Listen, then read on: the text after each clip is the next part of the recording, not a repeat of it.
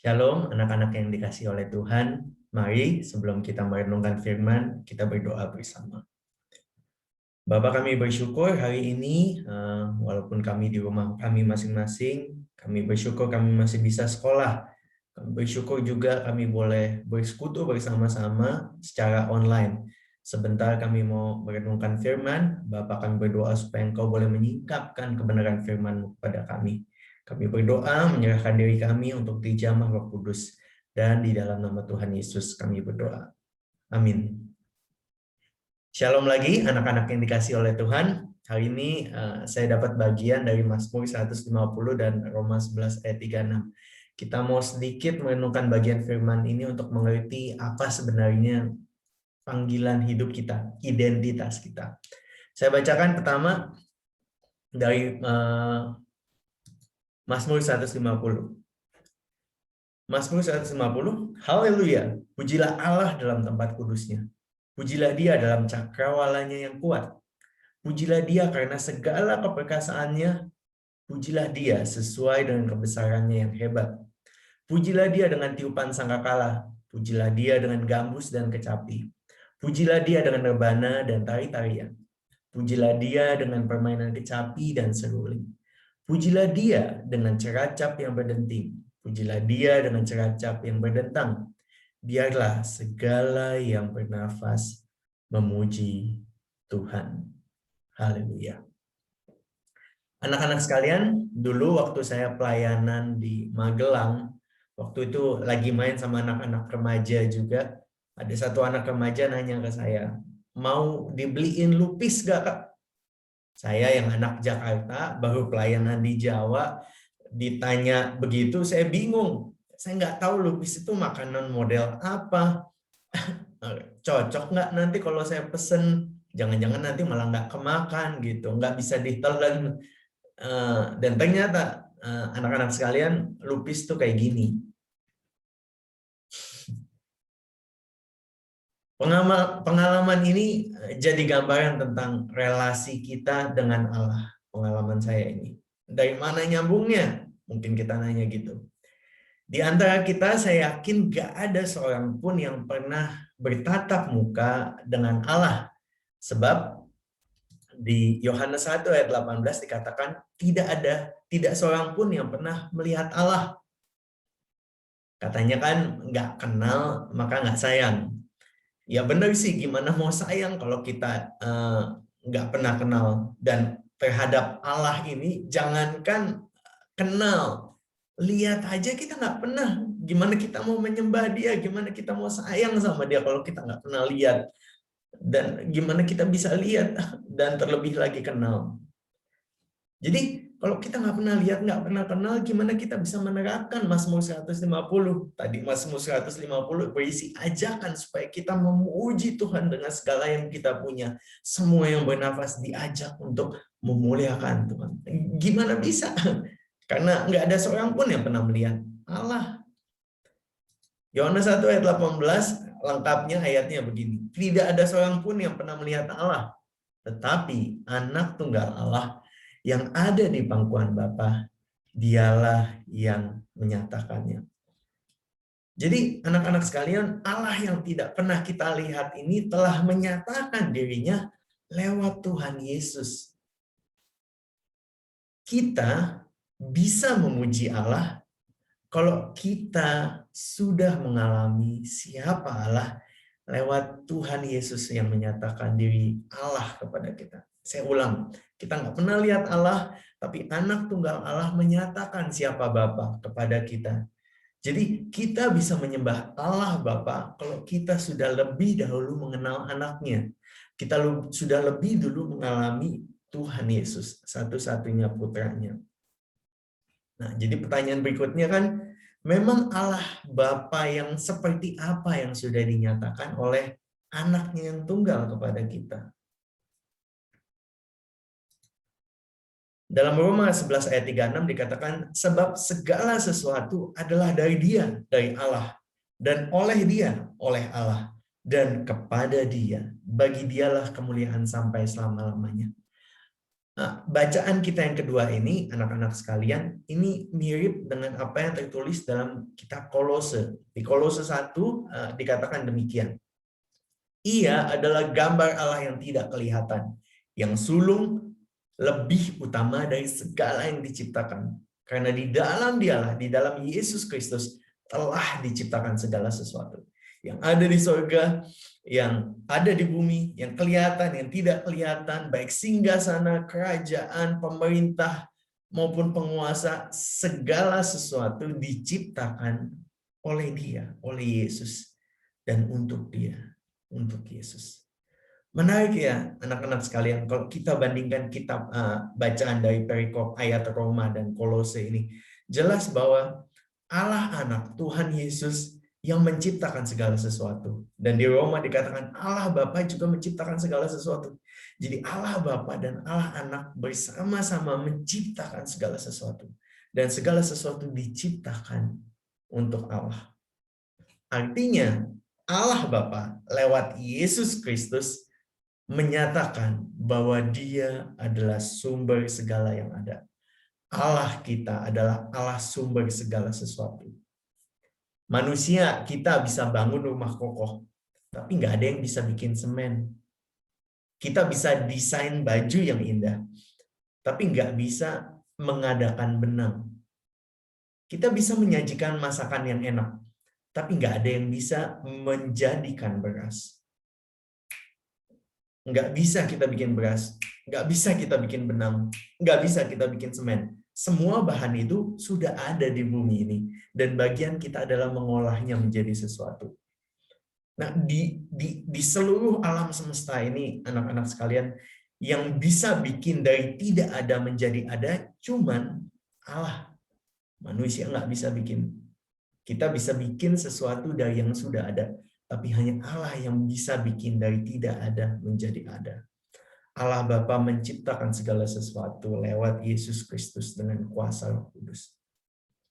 Jadi semua yang kita bisa lihat ini diciptakan oleh Allah dan untuk Allah. Kita bukan diciptakan untuk dunia, bukan untuk keluarga kita, bukan untuk perusahaan atau toko kalau kita kerja. Kita bukan diciptakan untuk semua yang ada di dunia. Kita diciptakan untuk kemuliaan Allah. Tapi kita suka lupa sama identitas kita. Kita suka lupa kenapa kita diciptakan. Kita suka lupa tujuan kita diciptakan untuk apa. Ngomong-ngomong soal lupa, sebenarnya adalah hal yang manusiawi ya untuk melupakan sesuatu. Saya ada satu kisah. Kisah tentang satu anak pemuda namanya Jacob. Dia ini seorang Yahudi Rusia yang pemalu. Dan ayahnya memiliki toko buku. Ayahnya ingin sekali putranya ini kuliah. Sebaliknya Jacob nggak pengen sekolah, yang dia pingin di kepala itu cuman menikahi Lila. Lila ini teman masa kecilnya. Gadis Prancis yang aktif, yang ambisius. Ini kontras dengan bapaknya yang mulai tua dan pelan menua. Beberapa bulan kemudian akhirnya Jacob mulai mengikuti kehendak papanya. Dia mulai kuliah, dia belajar dengan baik. Tapi sayangnya tiba-tiba papanya jatuh sakit dan meninggal. Jacob kemudian pulang dari kota kuliahnya, menguburkan ayahnya, dan akhirnya bisa menikahi kekasih hatinya, Lila, di kampung halamannya. Kemudian pasangan ini, Jacob dan Lila, pindah ke apartemen di atas toko buku. Jacob melanjutkan usaha toko buku ayahnya. Kehidupan buku sangat cocok dengan Jacob, tapi buat istrinya Lila nggak cocok karena istrinya aktif, ambisius, menginginkan petualangan. Dan ketika akhirnya Lila bertemu dengan seorang agen yang bilang, suara kamu bagus loh Lila. Kalau kamu ikut aku, kita bisa keliling Eropa. Kita bikin tour pertunjukan nyanyi kamu. Kamu pasti terkenal. Lila tergiur. Lila ingin mengejar ambisinya. Dan akhirnya dia memutuskan untuk meninggalkan Jacob. Pada hari itu, setelah mencium Jacob, dia pergi. Jacob sangat patah hati. Pada hari perpisahannya, dia roboh sakunya, dia ambil kunci pintu tokonya, dikasih ke Lila, dan dia bilang, cintamu sama besarnya dengan cintaku. Kita saling mengasihi. Suatu saat nanti, kamu akan kembali, dan aku akan menunggu kamu. Kemudian mereka berpisah, dan apa yang dilakukan oleh Jacob? Jacob menjerumuskan dirinya di dalam kerja. Dia baca buku kayak orang kecanduan minum gitu. Dia baca terus. Dia sedikit bicara, dia nggak banyak aktivitas. Dan kalau mau cari Jacob, pasti ketemu di toko buku. Di meja besar di belakang toko bukunya. Dia pasti ada di situ. Dia menunggu dan menunggu Lila selama bertahun-tahun. Singkat cerita, 15 tahun kemudian, Lila kembali pada hari Natal. Dia kembali datang ke toko itu, tetapi ada yang aneh.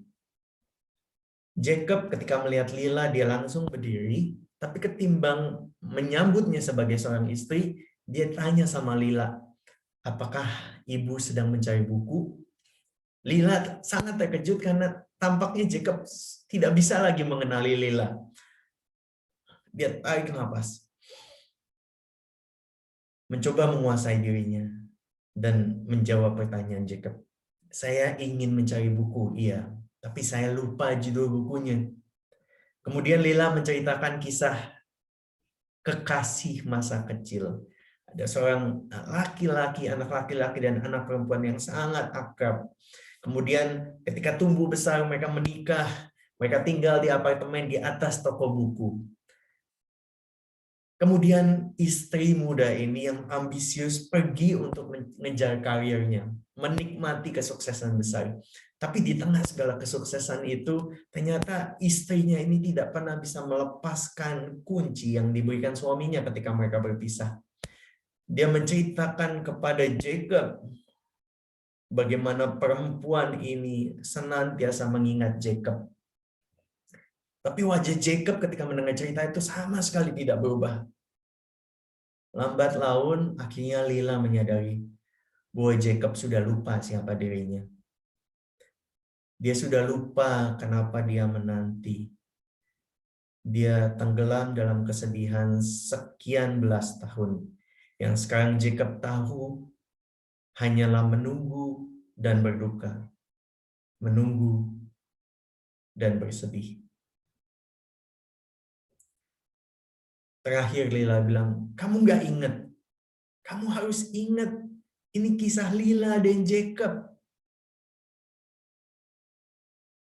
Setelah beberapa saat terdiam, dengan bingung, Jacob berkata, kayaknya saya familiar sama cerita itu. Kayaknya saya tahu cerita itu. Siapa yang tulis ya?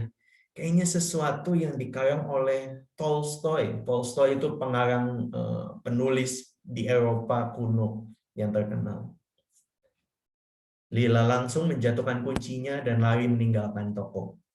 Jacob kembali ke mejanya, kembali membaca, dan tidak lagi menyadari bahwa cintanya sudah kembali dan kini pergi. Anak-anak sekalian, kisah ini menggambarkan betapa mudahnya kita lupa tentang sesuatu sekalipun itu sangat penting buat kita. Entah mungkin ada sesuatu yang lebih asik yang bikin kita teralihkan, atau kita benar-benar nggak ingat, nggak tahu siapa sih kita, atau apa yang penting untuk kita jalani dalam hidup ini, sehingga kita terputus dari hasrat kita yang terdalam untuk hidup buat siapa.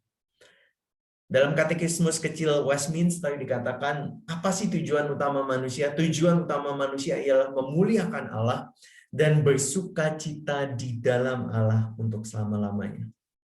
Anak-anak sekalian, kita diciptakan untuk memuji Allah. Kita diciptakan untuk menikmati Allah. Itulah identitas kita. Itulah siapa kita. Dan itulah tujuan kita, kenapa kita ada di muka bumi ini. Dan itu dinyatakan oleh Tuhan Yesus kepada kita. Dalam Yohanes 1 ayat 18, tidak seorang pun yang pernah melihat Allah, tetapi anak tunggal Allah yang ada di pangkuan Bapa, dialah yang menyatakannya. Yesus menyatakan siapa Bapa, dan dengan menyatakan siapa Bapa, dia menyatakan siapa kita. Saya harap lewat renungan yang singkat ini kita bisa sadar siapa kita, untuk apa kita lahir di bumi, dan kita dapat mengisi hidup kita selaras dengan tujuan Allah menciptakan kita. Kita bisa senantiasa memuji Tuhan dengan segenap hati, dengan segenap pikiran, dengan segenap kekuatan. Biarlah kita hidup terus memuji Dia, baik dengan suara kita. Kalau bisa main musik, main gitar, main piano, kita puji Allah dengan karunia yang Tuhan titipkan. Kita bisa memuji Tuhan lewat percakapan kita dengan teman-teman kita, percakapan yang membangun. Kita bisa memuliakan Allah lewat tindakan kasih kita kepada orang tua kita, kepada saudara-saudara kita, ketimbang bullying atau perundungan. Di sekolah, kita bisa memuliakan Allah dengan giat belajar. Kita bisa memuliakan Allah dengan berdoa, melayani di gereja.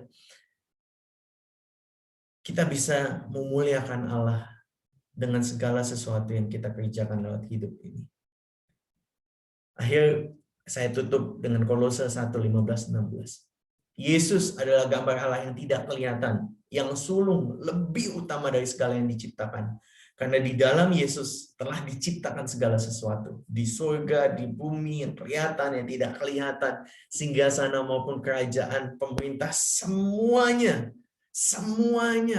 penguasa, semuanya diciptakan oleh Dia dan diciptakan untuk Dia. Biarlah hidup kita boleh terus meninggikan dan memuliakan pencipta kita. Amin. Mari kita berdoa. Bapa, kami bersyukur hari ini kami boleh kembali diingatkan lewat kitab Mazmur yang mengundang kami memuji Tuhan. Bapa, biarlah kami boleh senantiasa ingat siapa kami, identitas kami, tujuan kami hidup. Dan kami boleh terus mengisi hari-hari kami, baik di sekolah, baik di rumah, baik di tetangga, di neighborhood. Kami boleh terus memuliakan Tuhan dengan segala yang kami kerjakan. Terima kasih Bapak untuk firman-Mu hari ini. Terima kasih untuk pengingat. Mampukan kami untuk hidup bagi Tuhan dengan kuasa Roh Kudus. Dan di dalam nama Tuhan Yesus kami berdoa. Amin. Tuhan memberkati.